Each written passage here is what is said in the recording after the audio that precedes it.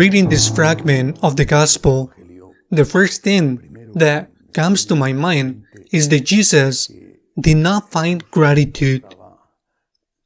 He did not find a response, not even in those who had just received a great miracle. Leprosy was considered incurable, and even more, it was considered a curse, a divine curse. It was the proof that that person had committed a severe sin. Of course, this is not so, but at that culture they thought so, they believed so. The leper was cured, not only because he could infect, but because somewhat God had marked him with the sign that he had been cursed by God. Back then, leprosy was terrible. They had to live outside the village. Not even their families could come near to them. In short, a reality hard situation until they die. Jesus does this leper a great service. He cures him of leprosy, restored him to the community, allows him to lead a normal life with his family, enjoyed of life, normal person, with his sins, of course.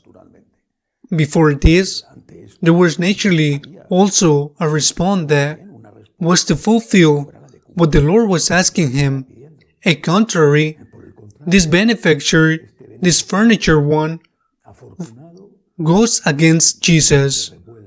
Surely, he didn't want to do it, I don't know, but he goes against Christ, and the Gospel says that the Lord could no longer enter openly into any town, and he had to stay in his holy places. He could not find, when he was evangelizing from a place to place, when he was in Bethlehem, having to sleep in open and tree and caves, because he had done a great favor, a great miracle to a sick person. This was the situation. Let us apply this to our life. I think that there are three kinds of people. Summarizing, not having Catholic faith.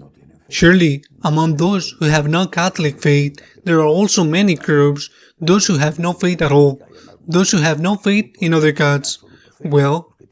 Those who don't have Catholic faith, those normally don't go to ask God for help, for a favor. They don't go because they don't have faith.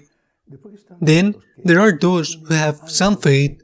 I believe that the pagans baptized, that defined by Benedict XVI, is perfect.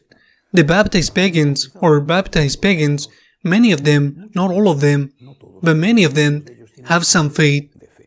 Surely, linked to their education at home, when they were children, their first communion catechesis, in short, something, very little something.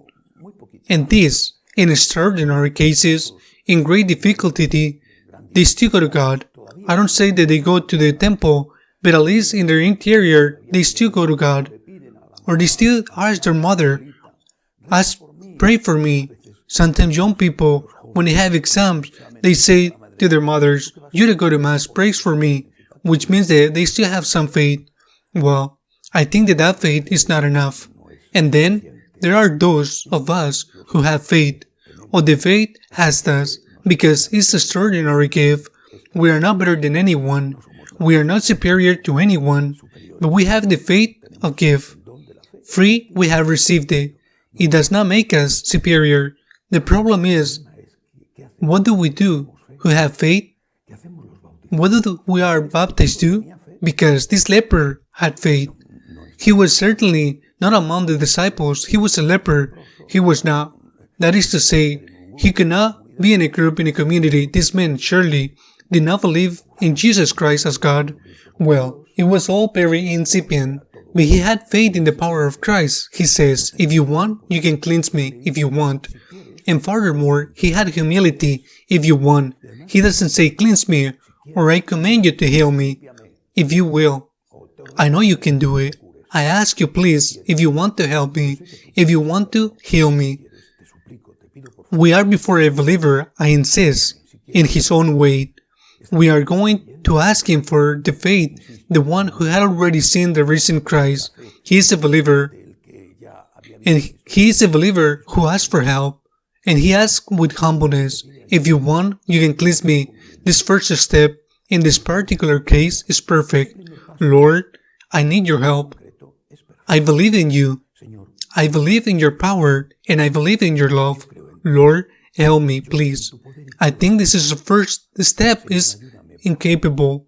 Then comes the miracle, and it's very beautiful when Jesus says, when the evangelist says that, after hearing this request, if you want, you can cleanse me, he says, compassionate.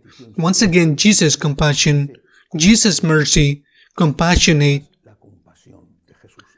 In this case, the Lord was not doing something because he was interested in drawing attention to himself before his disciples in order to set record before them he was God, or before the people, so they could listen more assiduously so that they could better accept his message.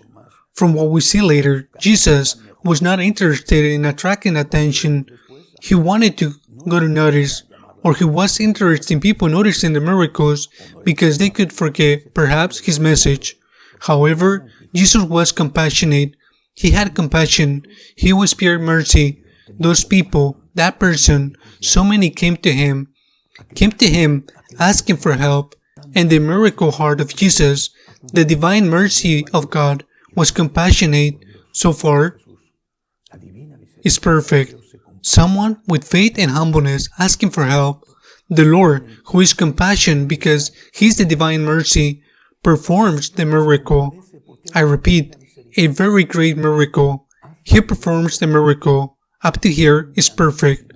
What had to come next? The Lord asked only one thing of this beneficiary. He asked him only one thing. He asked because that was Jesus needed at the moment. 8. Don't draw the attention to yourself. Don't betray me because I don't want to get into trouble. I don't want to get into trouble. It does not seem to be that this took place on a Saturday, but that could also have created problems for him. But simply, I have to keep a low profile. I'm evangelization, preaching. If they find out that I am healing you, I'm not going to be able to do anything else. I'm going to have to leave. And one more than an occasion, he had to flee. There are times in the gospel when he says that he was surrounded, that it was dangerous to his life. He had to get into a boat and preach from the shore. Jesus has asked this person for something, and this person, who should be filled with gratitude, has returned the gift of God against Christ. And it's not the first time that it happens to the Lord. It is not the first time. There was even worse cases. When he healed a paralytic went to denounce Christ.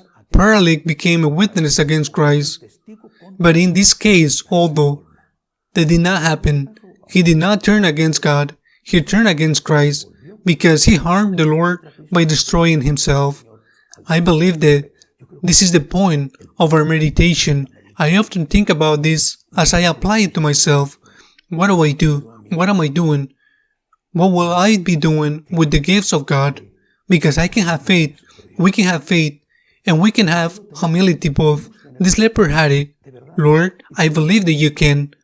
I beg you, help me. And the Lord heals you. For example, He heals you with confession. Confession takes away your leprosy. It takes it away. You feel clean again. Inserted again into the community of those who are in God's grace. You can be reborn as a child again. It is an extraordinary gift, other from the fact that the Lord also performed physical miracles on many occasions. But confession is the miracle for excellence. He forgives your sins. What are you going to do next? You are already in grace, or you have already received the gift. Whatever it is, many people are dying from the virus, but others not. I know people who are terminal. A friend of mine, the doctor had said, there is nothing to be done. And his daughter wrote to me, said, my father is ready to die.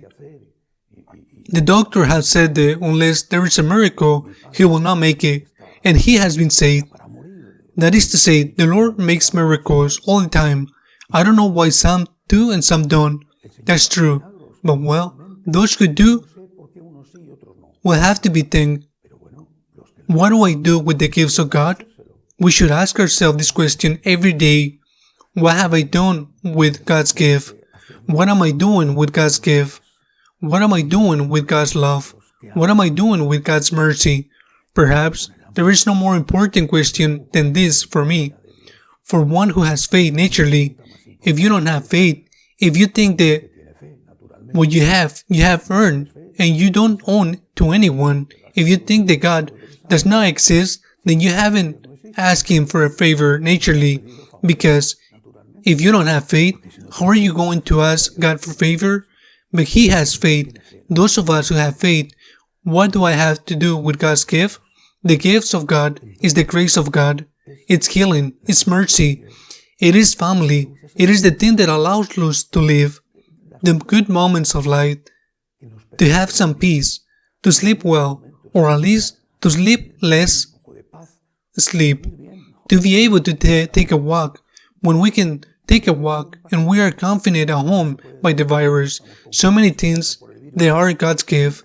They might make my life so much bearable. What do I do with God's gift? Do I put Him at God's service? We should have no other goal in life. That is why I insist so much again and again. And it is the mission that God has given me. It is the mission that Our Lady has given me. I insist so much on gratitude. Without gratitude, without giving God back to what at least some love that I have received, we hurt Jesus, poor Jesus, poor. We go to Him to ask, and the word "give me" does not fall out of our mouth. This, that, what is beyond, I repeat, I speak of those baptized with faith. We go to God to ask, and then we turn with God's gift, with the money received. What do? Accumulate it more and more? For what? To spoil your children? To educate them badly? To give them more wind and make them parasites? Well, to have everything while so many of your brothers and sisters are in need? What do we do with the gift of God? With all the gifts of God?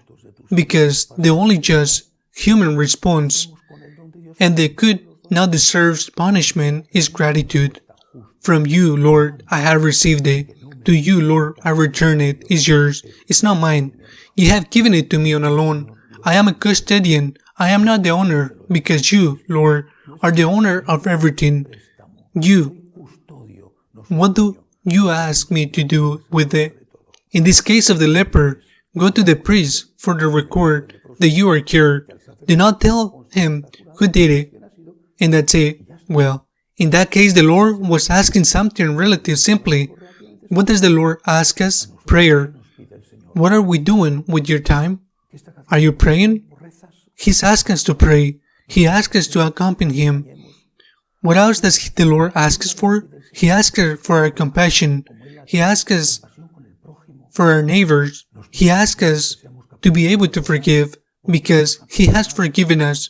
He asks us, I will even say, He begs us to defend Him, to be able to defend Him against all those who attack Him, to defend Him peacefully, but to defend Him courageously. He asks us to love Him as His mother loved Him. What am I doing with the gift of God? Thank you, Lord, for what I have given me, and all that you have given me, beginning with my life, and ready for martyrdom, counting on your grace to resist it. And that give me, Lord, is at your service. That is what I must do. So be it.